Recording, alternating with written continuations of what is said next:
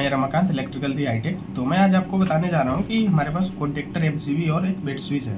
इन तीनों में डिफरेंट क्या होता है, हम इसे क्यों कहाँ कहाँ पे लगाते हैं और क्यों लगाते हैं। तो सबसे पहले हम कॉन्टेक्टर के बारे में बात करते हैं। हमारे पास एक कॉन्टेक्टर है, तो जो कॉन्टेक्टर होता है ना, इसमें कॉन्टेक्ट होता है, एक जोली कॉन्टेक्ट होता है जिसे हम सप्लाई देते हैं 220 वोल्ट का। जैसे हमारे पास आप देख सकते हैं A1 और A2 दो टर्मिनल होता है जिससे कि हम 220 सप्लाई देते हैं, जिससे होल्ड होता है। होल्ड होते ही क्या होता है कि स्विच की तरह ये भी काम करता है, दब जाता है, तो जिससे कि ये वर्क करता है। तो इसे हम ड्यूअल स्टार्टर में, स्टार्टर में हम यूज करते हैं इसे कॉन्टेक्टर को।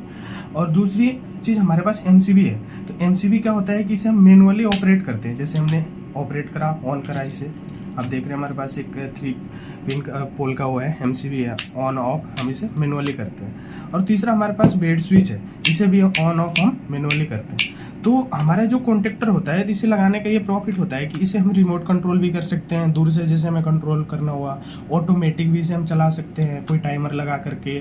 तीसरा प्रॉफिट ये है हमारा कि जैसे हम कहीं भी हमारा दूर अगर कोई मोटर लगा हुआ है, अगर दूर से हम कंट्रोल करना चाहते हैं तो इसे हम फोन से भी कनेक्ट कर सकते हैं। इसकी प्रोसेसिंग है, जैसे हमने इसे एक बार करा था, मैं आपको दिखाऊंगा कभी।